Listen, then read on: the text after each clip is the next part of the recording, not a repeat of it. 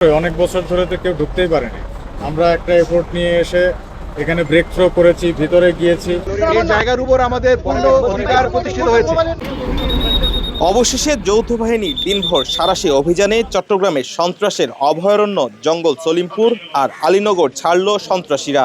সোমবার ভোরবেলা থেকে সেনাবাহিনী, বিজিবি, র্যাব ও পুলিশের যৌথ অভিযানে আপাত দৃষ্টিতে সন্ত্রাসীরা গা ঢাকা দিয়েছে বলে ধরে নেওয়া হচ্ছে। জেলার সীতাকুণ্ড উপজেলার দুর্গম পাহাড়ি অঞ্চল সলিমপুর ও আলীনগরে বিগত ৩৩ বছরের সন্ত্রাস ও দখলদারিত্বের অবসানের পর এবার কারা এ অঞ্চলের নিয়ন্ত্রণ নেবে তা নিয়ে উঠেছে নানা প্রশ্ন। তবে স্থানীয়রা চায় সন্ত্রাস আর দখলদারিত্ব থেকে নিস্তার।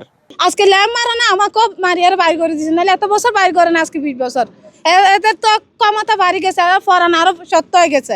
যে দল ক্ষমতায় আসে তখন ওই দলের প্রভাব বিস্তার করে বেশি। মারা ধরা, হামকি টমকি এগুলো আমরা চাই না। শান্তভাবে থাকতে চাই, পাবলিকের মতো থাকতে চাই। এগুলা শৃঙ্খল করা, এগুলো আমাদের পছন্দ নয়। সন্ত্রাস মুক্ত হোক আমরা চাই, এটা আমরা শান্তি চাই, আর কিছু। গত 3 দশকের বেশি সময় ধরে অবৈধ পাহাড় কাটা, খাস জমি দখল, অর্থের বিনিময়ে সরকারি জায়গা বিক্রি ও সন্ত্রাসী কর্মকাণ্ডের মাধ্যমে এখানে যেন প্রতিষ্ঠা করা হয়েছিল রাষ্ট্রের ভেতর আলাদা আরেকটি রাষ্ট্র, যে রাষ্ট্রের নিয়ন্ত্রণ ছিল ভূমিদস্যু ও পুলিশের তালিকাভুক্ত সন্ত্রাসীদের কাছে। 90-এর দশকে সরকারের বন বিভাগের অফিস সহকারী আলী আক্কাসের হাত ধরে শুরু হওয়া এই অরাজকতা রাজনৈতিক পালাবদলে হাত বদলেছে অনেকবার। এখানে খুন, রাহাজানি, সন্ত্রাসীর বিরুদ্ধে পুলিশ, র্যাব ও প্রশাসনের নানান পদক্ষেপ ব্যর্থ হয়েছে বারবার। অবশেষে সোমবার যৌথ বাহিনীর 3183 জন সদস্য নিয়ে পরিচালিত অভিযান শেষে পূর্ণাঙ্গ নিয়ন্ত্রণ প্রতিষ্ঠার মতো সুখপ্রদ খবর দিয়েছেন পুলিশের চট্টগ্রাম রেঞ্জের ডিআইজি। এটা এমনই একটা অবস্থা ছিল এখানে যে সাধারণ মানুষ এখানে ঢুকতে পারতো না, বিশেষ করে পুলিশ এখানে ঢুকতে এবং অন্যান্য আইন শৃঙ্খলা বাহিনী ঢুকতে এখানে ভয় পেত না। এবার সহ এবার পঞ্চমবারের মতো এই ব্যবস্থা। এর আগে ইতোপূর্বে আরো 4 বার এখানে আসবার চেষ্টা করা হয়েছে, প্রতিবারই ব্যর্থ হয়েছে আমরা। মূল উদ্দেশ্য ছিল জায়গার উপর অধিকার প্রতিষ্ঠা করা, আমাদের আধিপত্য প্রতিষ্ঠা করা। এইটা আমরা করতে সক্ষম হয়েছি।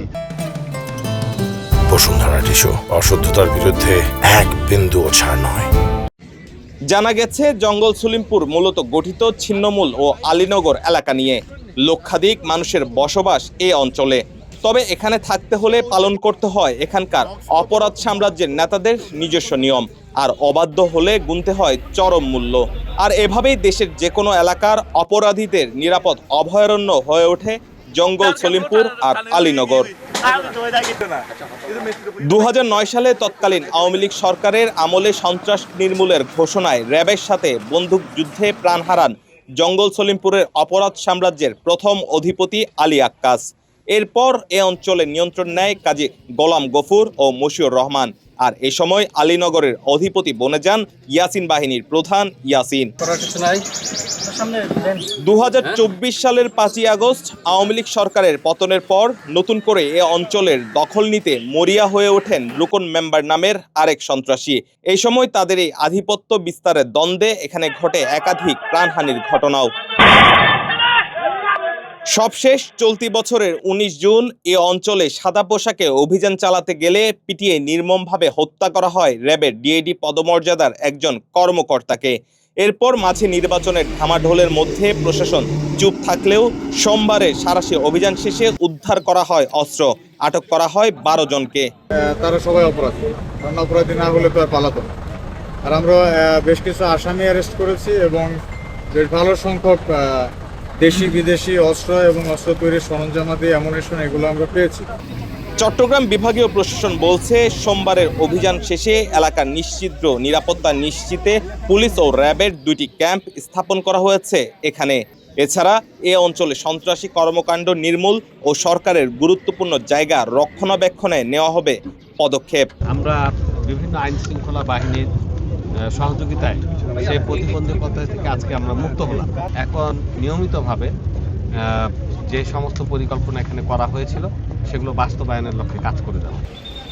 দিনভর যৌথ বাহিনীর অভিযান শেষে প্রশাসনের পূর্ণ নিয়ন্ত্রণ প্রতিষ্ঠা হওয়া জঙ্গল সলিমপুরের ভবিষ্যৎ কি? এখানে কারা নতুন করে নিজেদের নিয়ন্ত্রণ প্রতিষ্ঠা করবে? এমন প্রশ্ন এখন সর্বত্র।